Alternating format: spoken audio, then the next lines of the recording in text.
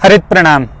अभी 2 दिन से हमारे बीकानेर जिले की श्री डूंगरगढ़ तहसील के शेरुणा गांव के आसपास का जो इलाका है उसमें हमारे राष्ट्रीय पक्षी मोर को मारे जाने की खबर है, वो यहाँ का स्थानीय मीडिया प्रकाशित और प्रसारित कर रहा है। दरअसल ये जो बड़ी संख्या में मोर हमारे इस क्षेत्र में मारे गए हैं, ये एक किसान की नासमझी और स्वार्थ की वजह से हुआ है। उस किसान ने अपनी मटर की खेती को बचाने के लिए इनको जहरीला दाना खिला दिया, जिसमें ये बेचारे मोर तो मरे ही, इनके साथ में कुछ तीतर, चूहे और दूसरे कुछ अन्य स्थानीय पक्षी है वो भी काल का ग्रास बन गए। हमारा जो राष्ट्रीय पक्षी है मोर, इसे 1963 में 1963 में हमारा राष्ट्रीय पक्षी घोषित किया गया था और इसके पीछे 2-3 बड़ी खास वजहें थी। एक वजह तो ये कि हमारा ये जो राष्ट्रीय पक्षी है इसका करीब करीब पूरे भारत के अंदर ये पाया जाता है। दूसरा, हमारी जो सांस्कृतिक विरासत है उसका भी मोर हिस्सा रहा है। हमारे धार्मिक आख्यानों में इसको जगह मिली है। इसके अलावा ये हमारी लोक संस्कृति और जो हमारी लोक परंपरा है उसका भी हिस्सा रहा है। हमारे राजस्थान में तो बहुत सारे ऐसे गीत हैं जो मोर को केंद्र में रख करके और बनाए गए हैं। सावन के महीने में बारिश के मौसम में नाचता मोर हर किसी के मन को भाता है, अच्छा लगता है। लेकिन जैसा कि हमारे प्रथम प्रधानमंत्री पंडित जवाहरलाल नेहरू ने कहा था कि चिड़िया को या किसी भी पक्षी को देखने का जो आनंद होता है वो तब और ज़्यादा हो जाता है जब हम उस पक्षी को उसके नाम से जानें, और इतना ही नहीं, उसकी चहचहाहट से भी हम उसकी पहचान कर सकें। पर यह तभी हो सकता है जब हमारे मन में हमारे पक्षियों के प्रति संवेदना हो और समझ हो। हमारे ये जो पक्षी हैं ये हमारे वातावरण का थर्मामीटर है। जब से शहरों के अंदर हवा प्रदूषित हुई है और शोर शराबा बढ़ा है, उसके बाद में हमारे ये जो पक्षी हैं ये शहर और कस्बों को छोड़ करके और गांव में चले गए हैं। पर गांव में भी जो लालची लोग हैं वो नुकसान करते हैं, तो ये हमारे लिए बड़ा ज़रूरी है कि हम इनके महत्व को समझें। जब कोई पक्षी नुकसान करता है किसी फसल का तो वो हमें दिखता है और कई बार बहुत बड़ा लगता है, किंतु उस पक्षी के बहुत सारे फायदे हैं। वो ऐसे बहुत सारे कीट पतंगों को खाता है जो हमारी फसल को नुकसान करते हैं, हमारे स्वास्थ्य के लिए हानिकारक है।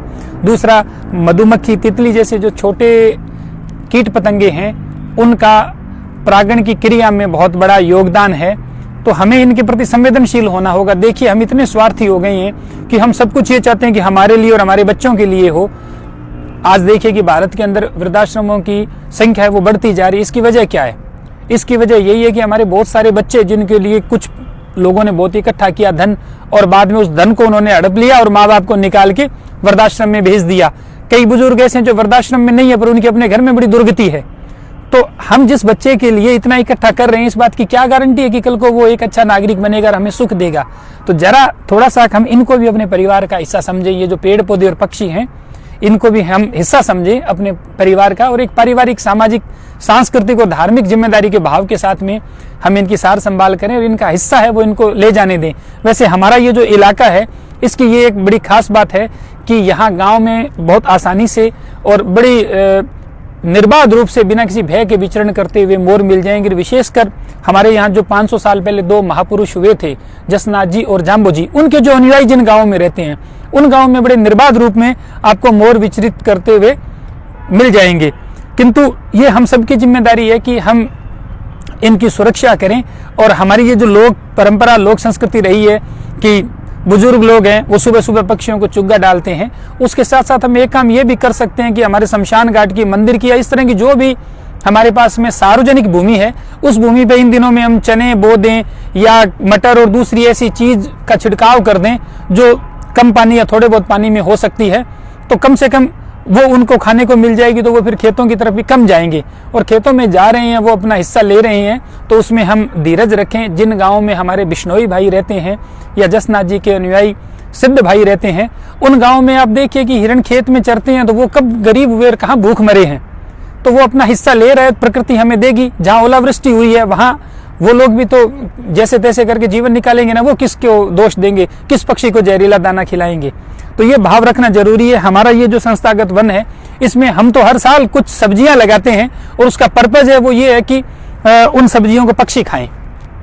तो ये सोच हमें रखनी पड़ेगी, तभी हम जो ये पक्षी है इनको बचा पाएंगे। और ये बहुत बड़ी देशभक्ति है।